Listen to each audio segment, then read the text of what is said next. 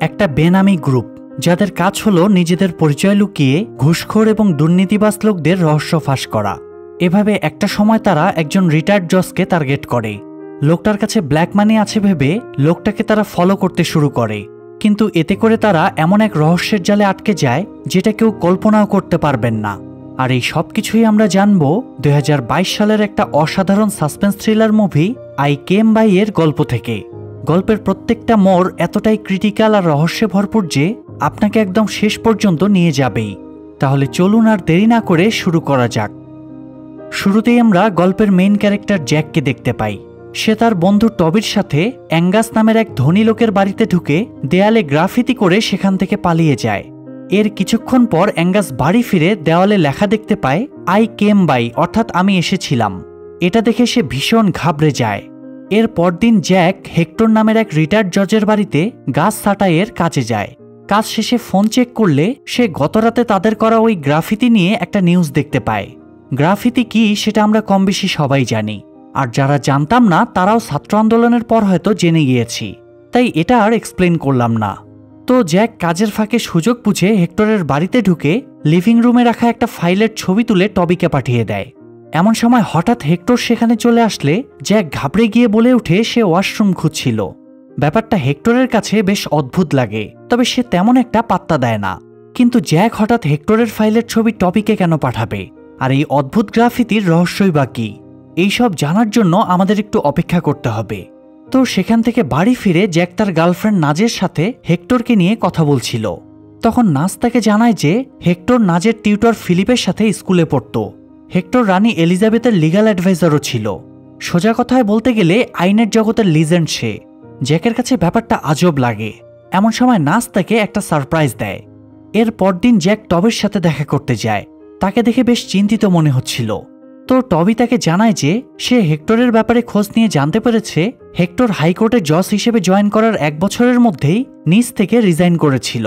সৎ এবং নিষ্ঠাবান হওয়াতে সবাই তাকে আদর্শ মানত। তবে টবির মনে হচ্ছিল হেক্টরের এই ভালো চেহারার পেছনে কোনো রহস্য লুকিয়ে আছে, আর সেটা জানার জন্যই সে জ্যাকের সাথে তার বাড়িতে যেতে চাচ্ছিল। মূলত এটাই তাদের কাজ ছিল। তারা শহরের বিভিন্ন ধনী এবং দুর্নীতিবাজ লোকদের বিরুদ্ধে প্রমাণ জোগাড় করে পুলিশের কাছে হ্যান্ডওভার করত এবং ওয়ার্নিং হিসেবে তাদের দেওয়ালে আই কেম বাই এর গ্রাফিতি করে আসত।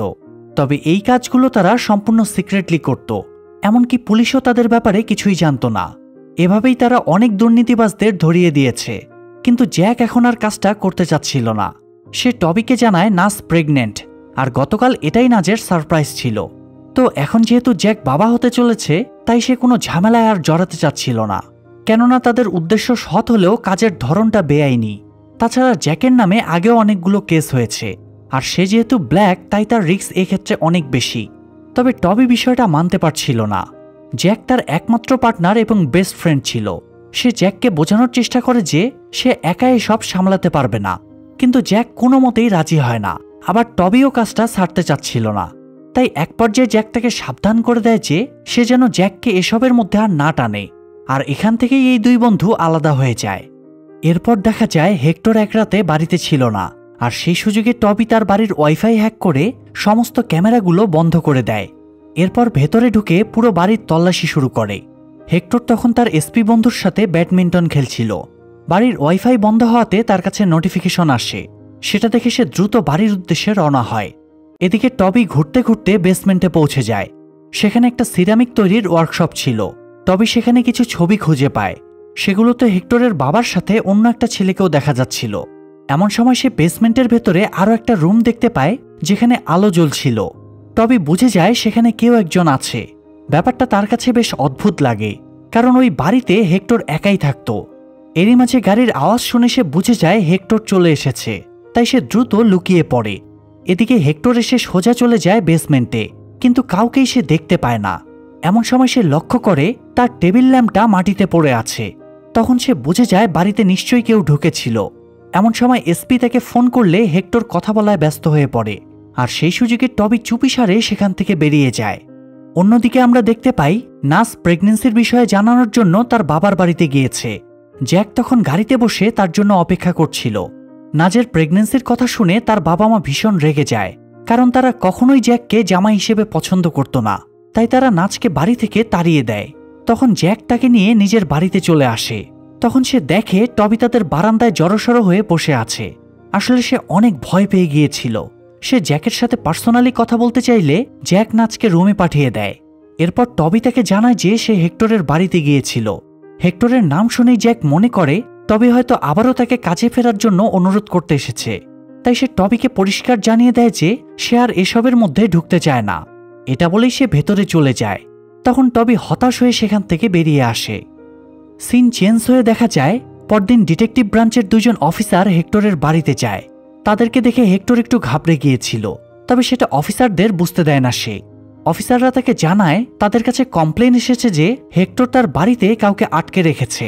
তাই তারা পুরো বাড়ি সার্চ করে কিন্তু কোথাও কোনো ক্লু পায় না। এরপর যখন তারা বেসমেন্টে যেতে চায় তখন হেক্টর বলে অফিসারদের এমন অযথা তল্লাশির বিষয়ে সে তার এসপি বন্ধুকে জানালে সে খুব রাগ করবে। হেক্টর এটা বলে তাদের হুমকি দেওয়ার চেষ্টা করছিল যে তারা যদি বেশি বাড়াবাড়ি করে তাহলে সে এসপিকে তাদের নামে কমপ্লেন করে দেবে। তবে অফিসাররা সেটার পাত্তা না দিয়ে বেসমেন্টের দরজা খুলে চেক করে, কিন্তু সেখানে তারা কারো উপস্থিতি বুঝতে না পেরে তারা হেক্টরকে সরি বলে বেরিয়ে যায়। টবি তখন হেক্টরের বাড়ির সামনেই ঘুরঘুর করছিল। আসলে সেই পুলিশদেরকে ইনফরমেশনটা দিয়েছিল, কিন্তু পুলিশদের খালি হাতে বেরোতে দেখে সে বিরক্ত হয়ে বাড়ি ফিরে আসে। কিছুক্ষণ পর তার মা লিজি এসে তাকে বকাঝকা করতে শুরু করে। টবির এমন রাত বেরাতে বাইরে থাকা, পড়াশোনা এবং কাজকর্মে অমনোযোগী থাকার বিষয়টা লিজি পছন্দ করত না। এটা নিয়ে তাদের মধ্যে প্রায় ঝগড়া বাঁধত। সেদিনও তাদের মধ্যে কথা কাটাকাটি হয়। টবি যেহেতু অলরেডি অনেক টেনশনে ছিল তাই সে রাগের মাথায় বাড়ি ছেড়ে বেরিয়ে যায়, কিন্তু তার আইডিয়াও ছিল না যে ভবিষ্যতে তার সাথে কি হতে চলেছে। টবি সিদ্ধান্ত নিয়েছিল হেক্টরের রহস্য সে উদ্ঘাটন করেই ছাড়বে। তাই গতরাতের মতো এবারও হেক্টর বাড়ি থেকে বেরিয়ে গেলে টবি সিসিটিভি ক্যামেরাগুলো অফ করে ভিতরে ঢুকে যায়। তাই সাথে সাথেই হেক্টরের কাছে নোটিফিকেশন চলে যায়। নোটিফিকেশনটা পাওয়া মাত্রই সে আবারও বাড়ির দিকে রওনা হয়। এদিকে টবি সোজা চলে যায় সেই বেসমেন্টে। সে বেসমেন্টের ভেতরের ওই দরজাটা খুলে দেখে একটা লোক খুব বিধ্বস্ত অবস্থায় সেখানে পড়ে আছে। টবি তাকে সামলে নিয়ে বাইরের দিকে আসতে শুরু করে, কিন্তু তারা বেরোনোর আগেই হেক্টর বাড়িতে পৌঁছে যায়। তখন টবি লোকটাকে আবারও আগের জায়গায় রেখে একটা আলমারির ভেতর লুকিয়ে পড়ে। এদিকে হেক্টর বাড়িতে ঢুকে একটা ব্যাট নিয়ে চলে যায় বেসমেন্টে, কিন্তু সেখানে সে অন্য কাউকে দেখতে পায় না। তখন সে বন্দি লোকটাকে মারতে যায়, আর ঠিক সেই সময় টবি একটা হাতুড়ি নিয়ে চলে যায় হেক্টরের উপর অ্যাটাক করার জন্য, কিন্তু দুর্ভাগ্যবশত সে নিজেই হোঁচট খেয়ে পড়ে যায়। তখন হেক্টর তাকে ব্যাট দিয়ে পেটাতে শুরু করে। এরপর সে ব্যাটটা কেটে টুকরো করে সিরামিক বার্নারের ভেতর পুড়িয়ে ছাইগুলো কমোডে ফ্লাশ করে দেয়। তবে এখানে টবির অবস্থা ঠিক কি হয়েছিল সেটা জানার জন্য আমাদের একটু অপেক্ষা করতে হবে। অন্যদিকে লিজি টবিকে খুব মিস করছিল। সে ভেবেছিল রাগ কমে গেলেই টবি ফিরে আসবে, কিন্তু 3 দিন পার হয়ে গেলেও টবির কোনো খোঁজ পাওয়া যায় না। তখন লিজি টবির বন্ধুদের ফোন করে খোঁজ নিতে শুরু করে, কিন্তু কেউ কোনো খোঁজ জানত না। তাই সে পুলিশকে বিষয়টা জানায়। তখন ডিটেকটিভ এলা ইনভেস্টিগেশনের জন্য তাদের বাড়িতে আসে। লিজি তখন জ্যাককেও ডেকেছিল। জ্যাক আসলে এলা তার কাছে জানতে চায় যে টবির সাথে তার শেষ কবে কথা হয়েছে। জ্যাক জানায় বেশ কয়েক মাস ধরে তাদের কথা হয়নি। ব্যাপারটা এলার কাছে একটু সন্দেহজনক মনে হয়, কারণ লিজি তাকে বলেছিল যে টবি আর জ্যাক বেস্ট ফ্রেন্ড। তো বেস্ট ফ্রেন্ডের মধ্যে কয়েক মাস কথা হবে না, এটা আসলে অস্বাভাবিক। তখন জ্যাক তাকে জানায় যে সে বাবা হতে চলেছে, তাই ফ্যামিলি নিয়ে ব্যস্ত থাকায় টবির সাথে তার কথা বলার সুযোগ হয়নি। তখন এলা টবির ডিটেলস নিয়ে চলে যায়, আর জ্যাক সেখান থেকে বেরিয়ে টবির সাথে কন্ট্যাক্ট করার চেষ্টা করে, কিন্তু টবির ফোনটা বন্ধ ছিল। তখন জ্যাকের মনে একটা সন্দেহ জাগে। সে হেক্টরের বাড়ির উপর নজর রাখতে শুরু করে। হেক্টরের লেটার বক্সে একটা চিঠি পায় সে। সেটা থেকে কোনো ক্লু পাওয়া যাবে ভেবে জ্যাক সেটা নিজের কাছেই রেখে দেয়। এমন সময় সেখানে পুলিশ চলে আসে। জ্যাক পুলিশকে জানায় যে সে গাড়ি চালাতে চালাতে অনেক ক্লান্ত হয়ে পড়েছিল, তাই সেখানে গাড়ি পার্ক করে একটু ঝিমাচ্ছিল। কিন্তু পুলিশ তার কথা বিশ্বাস করে না। তারা সেখানে একটা সিগারেটের সেল খুঁজে পায়। সেই সময় পাবলিক প্লেসে সিগারেট খাওয়া একটা ক্রাইম ছিল। তার উপর যদি লোকটা ব্ল্যাক হয় তাহলে তো কথাই নেই।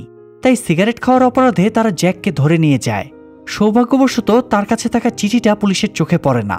থানায় গিয়ে জ্যাক ইন্সপেক্টরকে বোঝায় যে ফ্যামিলি ইস্যুর কারণে সে অনেক টেনশনে ছিল, তাই ভুলবশত স্মোক করে ফেলেছে। তখন ইন্সপেক্টর তাকে ছেড়ে দেয়। এদিকে রাতে হঠাৎ একটা শব্দ শুনে লিজির ঘুম ভেঙে যায়। সে মনে করে টবি হয়তো ফিরে এসেছে, তাই দৌড়ে টবির রুমে গিয়ে দেখে জ্যাক সেখানে কিছু একটা খুঁজছে। টবির চাবিটা সেই জ্যাককে দিয়েছিল, যাতে প্রয়োজন পড়লে সে লিজির অনুপস্থিতিতেও বাড়িতে আসতে পারে। তো লিজি টবির বদলে জ্যাককে দেখে হাউমাউ করে কাঁদতে শুরু করে।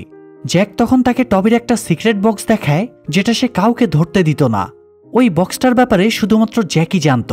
জ্যাক ভেবেছিল ওই বক্সে হয়তো কোনো ক্লু পাওয়া যাবে, তাই সে টবির রুমে ঢুকে ওই বক্সটা খুঁজছিল। সেটার ভিতর অ্যাংজাইটির ওষুধ দেখে লিজি খুব অবাক হয়ে যায়। সে নিজে একজন সাইকোলজিস্ট হওয়া সত্ত্বেও এটা বুঝতেই পারেনি যে টবি অ্যাংজাইটিতে ভুগছিল। সেখানে তারা হেক্টরের নামের একটা চিঠিও পায়। চিঠিটা দেখে আরও অবাক হয় তারা। পরদিন লিজি চিঠিটা এলাকে নিয়ে গিয়ে দেখায়। এলা তখন একটা অদ্ভুত বিষয় লক্ষ্য করে, কিন্তু লিজিকে সে কিছুই বুঝতে দেয় না। লিজি চলে যাওয়ার পর এলা টবির ফোনের লাস্ট লোকেশন জানতে চাইলে তার টিম জানায় লাস্ট লোকেশন পিট রোডে ছিল। অদ্ভুত ব্যাপার হলো হেক্টরের বাড়িও পিট রোডে। তখন এলা দুয়ে দুয়ে 4 মিলিয়ে ফেলে। সে বুঝে যায় যে হেক্টরের নামে আগের কমপ্লেইনটাও টবিই করেছিল, তাই সে তৎক্ষণাৎ তার টিমকে নিয়ে পৌঁছে যায় হেক্টরের বাড়িতে। হেক্টর তাদেরকে বাধা দেওয়ার চেষ্টা করে, কিন্তু পারে না। পুলিশ ভেতরে ঢুকে তল্লাশি করতে শুরু করে। এরপর তারা চলে যায় বেসমেন্টে। সেখানকার ওয়ার্কশপটা দেখে এলা অবাক হয়। তখন হেক্টর জানায় তার ওয়াইফ একজন সিরামিস্ট ছিল, কিন্তু এখন সে মেন্টাল হসপিটালে ভর্তি আছে। তাই হেক্টর শখের বশত মাঝে মধ্যে সিরামিক বানায়। তো সেখানে খুঁজতে খুঁজতে এলা ওই সিক্রেট রুমের দরজাটা পেয়ে যায়, কিন্তু ভেতরে ঢুকে কাউকেই দেখতে পায় না। আসলে হেক্টর বুঝে গিয়েছিল তার ধরা পড়ার সম্ভাবনা আছে, তাই আগে থেকেই সবকিছু গুছিয়ে রেখেছিল। তারপরও একটা বিষয় চোখে পড়েই যায় এলার। সে দেখতে পায় দরজার পিক হোলটা উল্টো লাগানো। সে এই ব্যাপারে হেক্টরের কাছে জানতে চাইলে হেক্টর বলে এটা তো বিল্ডারের দোষ, এখানে তার তো কিছুই করার নেই। তবে এলার এখানে মনে হচ্ছিল এর পেছনে নিশ্চয়ই কোনো রহস্য আছে। এমন সময় হেক্টর হঠাৎ এলাকে বলে ওঠে যে তার ডিটেকটিভ হওয়ার কোনো যোগ্যতাই নেই। যোগ্যতা থাকলে সে এতক্ষণে সব বুঝে যেত। এই কথা শুনে এলার সাথে সাথে হেক্টরকে অ্যারেস্ট করে নিয়ে যায়, কিন্তু সে জানতো না যে এটাও হেক্টরের প্ল্যান ছিল। হেক্টর খুবই পাওয়ারফুল এবং সম্মানীয় লোক ছিল, তাই তাকে থানায় নিয়ে যাওয়ার সাথে সাথেই সে নিজের পাওয়ার খাটিয়ে বেরিয়ে আসে। এলা বুঝে গিয়েছিল হেক্টরের কোনো না কোনো রহস্য অবশ্যই আছে, কিন্তু তার কিছুই করার ছিল না। বরং তাকে ওয়ার্নিং দেওয়া হয়েছিল বিনা প্রমাণে সে হেক্টরকে হ্যারেস করতে পারবে না। এদিকে লিজিও বুঝে গিয়েছিল টবির গায়েব হওয়ার পেছনে হেক্টরের হাত আছে, তাই সে হেক্টরকে ফলো করতে শুরু করে। এরই মাঝে একদিন সে টবির রুমে গিয়ে খোঁজাখুঁজি করতে গিয়ে একটা পেনড্রাইভ খুঁজে পায়, কিন্তু সেটা ল্যাপটপে কানেক্ট করে দেখে পেনড্রাইভে পাসওয়ার্ড দেওয়া। তখন সে হতাশ হয়ে পড়ে, তবে হেক্টরকে ফলো করা বন্ধ করে না। গল্পের ঠিক এই জায়গায় এবার আমরা একটা অদ্ভুত রহস্যের মুখোমুখি হতে চলেছি। একদিন হেক্টর একটা ইস্পাতে যায়, যেখানে তার সাথে ইউসুফের পরিচয় হয়। ইউসুফ একজন ইরানি ইমিগ্রেন্ট ছিল, সেই সাথে একজন সমকামীও। বয়ফ্রেন্ডকে কিস করার অপরাধে তাকে দেশ থেকে তাড়িয়ে দেওয়া হয়। এরপর সে আমেরিকায় এসে থাকতে শুরু করে। সে আমেরিকাতে ওয়ার্ক পারমিটের জন্য অ্যাপ্লিকেশনও করেছিল, কিন্তু ইমিগ্রেন্ট হওয়াতে তার অ্যাপ্লিকেশন বাতিল করে দেওয়া হয়। তারপর অনেক কষ্টে ওই ইস্পাতে চাকরি পায় সে। তার গল্প শুনে হেক্টর ইমোশনাল হয়ে যায়, আর তাকে নিজের বাড়িতে ইনভাইট করে তার ব্যাপারে আরও জানার জন্য। ইউসুফও খুশি মনে রাজি হয়ে যায়। সেদিন সন্ধ্যায় ইউসুফ হেক্টরের বাড়িতে গেলে হেক্টর তার জন্য ড্রিঙ্ক রেডি করতে যায়। এমন সময় ইউসুফ লিভিং রুমে হেক্টরের বাবার একটা বড় ছবি টানানো দেখে হেক্টরের কাছে জানতে চায় যে সে কেন তার বাবার এত বড় ছবি টানিয়ে রেখেছে। সে কি তার বাবাকে অনেক ভালোবাসে? তখন হেক্টর জানায় আজ সে যেই পর্যায়ে আছে তার জন্য তার বাবাই রেসপন্সিবল। অবশ্য কথাটা সে পজিটিভলি নয়, বরং নেগেটিভলি বলেছিল। সে ইউসুফকে জানায় যে সে কখনোই ল পড়তে চায়নি, বাবার প্রেসারে তাকে বাধ্য হয়ে এই সেকশনে আসতে হয়। তবে একটা সময় সে সিদ্ধান্ত নেয় যে সে আর তার বাবার কথায় চলবে না, তাই সে জজের চাকরি থেকে রিজাইন করে। সেটা শুনে ইউসুফ বুঝে যায় হেক্টর তার বাবাকে মোটেও পছন্দ করে না।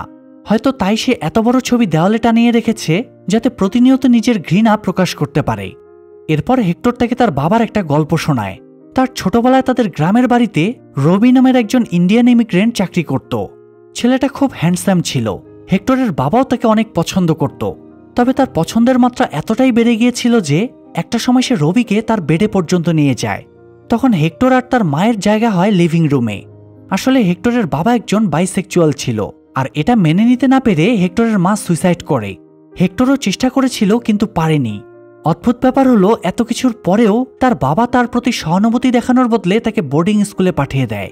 আর সেদিন থেকেই সে তার বাবা এবং গে সমাজকে প্রচণ্ড ঘৃণা করে, এমনকি ইমিগ্রেন্টদেরকেও। এসব শুনে ইউসুফ বলে এমনও তো হতে পারে যে হেক্টরের বাবা রবিকে বাধ্য করেছে তার সাথে ওভাবে থাকতে। তখন হেক্টর বলে রবি চাইলেই পালিয়ে যেতে পারত।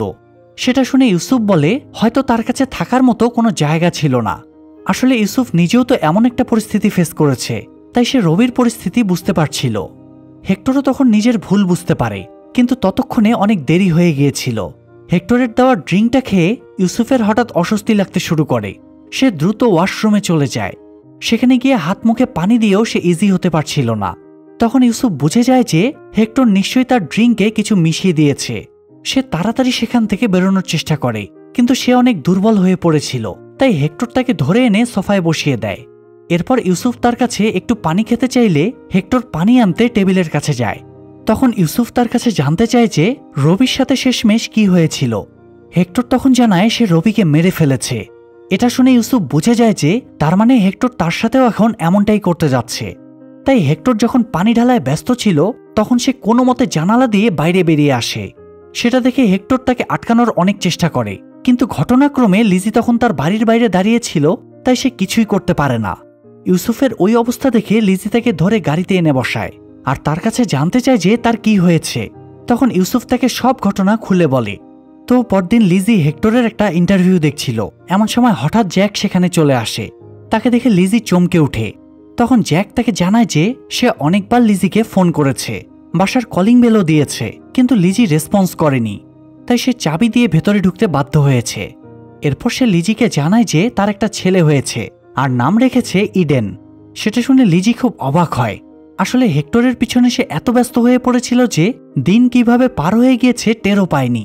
এখানে জ্যাক লিজিকে হেক্টরের ইন্টারভিউ দেখতে দেখে একটু অবাক হয়।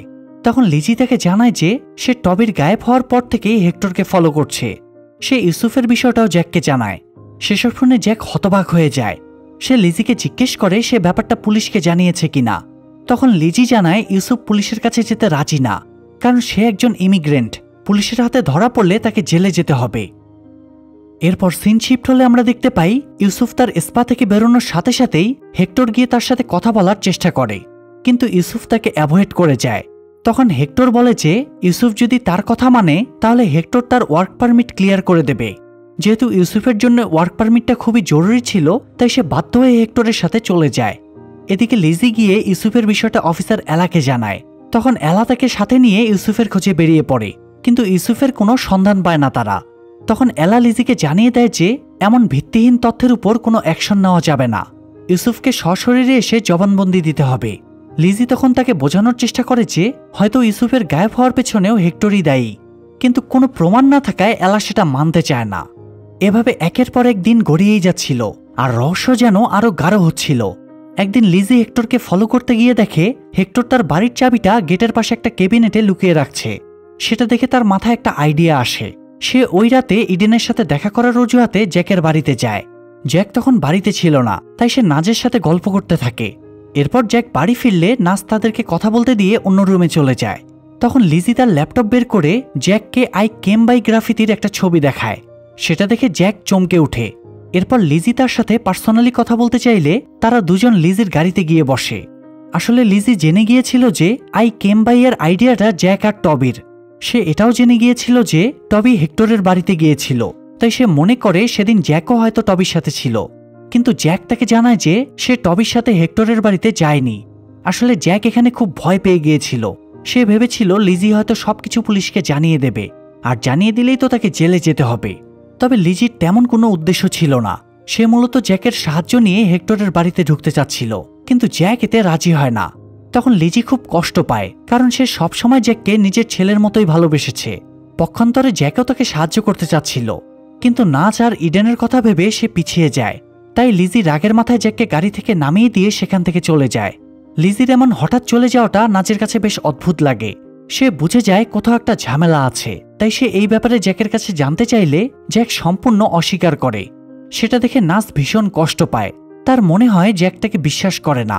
এটা নিয়ে তাদের মধ্যে কথা কাটাকাটি হয়ে যায়। এদিকে পরদিন সকালে হেক্টর বাড়ি থেকে বেরিয়ে গেলে লিজি সেই সুযোগে বাড়ির ভেতরে ঢুকে চেক করতে থাকে। এমন সময় হঠাৎ হেক্টর এসে তার উপর অ্যাটাক করে। আসলে হেক্টর জেনে গিয়েছিল যে লিজি টবির মা, তাই লিজিকে ফাঁসানোর জন্য সে ইচ্ছাকৃত চাবিটা বাইরের ক্যাবিনেটে রেখে যায়। তো এখন সে লিজিকে নিয়ে গিয়ে সেই বেসমেন্টে আটকে রাখে আর ইউসুফের ডেড বডিটা তার সামনে নিয়ে আসে। লিজি এবার তার কাছে টবির ব্যাপারে জানতে চাইলে হেক্টর জানায় সে টবিকে কমোডে ফ্লাশ করে দিয়েছে। তার মানে সেদিন বার্নারে হেক্টর শুধু ব্যাটি পোড়ায়নি, বরং টবিকেও পুড়িয়ে ফেলেছিল। আর সেটা শুনে লিজি কষ্ট আর ভয়ে একেবারে নির্বাক হয়ে যায়। এরপর হেক্টর তার সামনেই ইউসুফের ডেড বডিটা কাটতে শুরু করে। এটা দেখে লিজি আরও ভয়ে চিৎকার করে ওঠে, আর শেষমেশ তারও একই অবস্থা হয়। মানে হেক্টরকে এখানে একরকম সিরিয়াল কিলারই বলা যেতে পারে। এরপর অনেকগুলো দিন পার হয়ে যায়। এর মাঝে জ্যাক অনেকবার লিজির সাথে যোগাযোগ করার চেষ্টা করেছে, কিন্তু কোনো রেসপন্স পায়নি। তাই একদিন বাধ্য হয়ে সে তার বাড়িতে যায়, কিন্তু সেখানেও লিজির কোনো দেখা পায় না। তখন তার মনে একটা সন্দেহ জাগে। সে সরাসরি হেক্টরের বাড়িতে চলে যায়। সৌভাগ্যবশত হেক্টর তখন বাড়িতে ছিল না, তাই সে জানালা ভেঙে ভিতরে ঢুকে লিজিকে খুঁজতে শুরু করে, কিন্তু সেখানে কাউকেই দেখতে পায় না। তবে সেখানকার পরিস্থিতি দেখে সে বুঝে গিয়েছিল লিজি আর বেঁচে নেই। এরপর সে বাড়ি ফিরলে নাস তাকে জানায় যে সে কিছুদিনের জন্য তার বন্ধু কেটির বাড়িতে থাকবে।